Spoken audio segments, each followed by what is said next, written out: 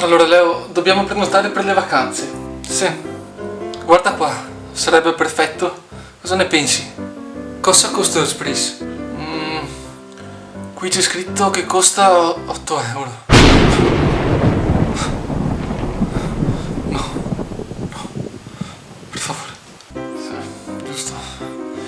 Oh, guarda qua. Costa anche pochissimo. Ed è un albergo a 4 stelle. Spris? 3 euro. Specialità culinaria? Pizza con l'ananas. Gisboro, che merda. Ecco. Beh, questo è perfetto, Leo.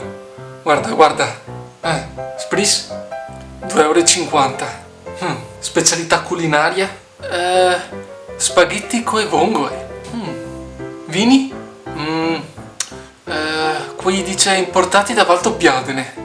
Interessante. E la soppressa? La soppressa.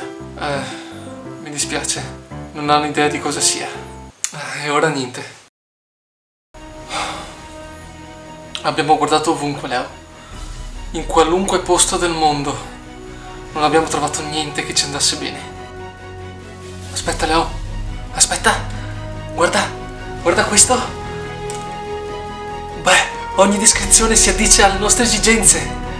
Leo, è perfetto questo posto. Fa vedere? Dove sei? Aspetta che guardo come si chiama.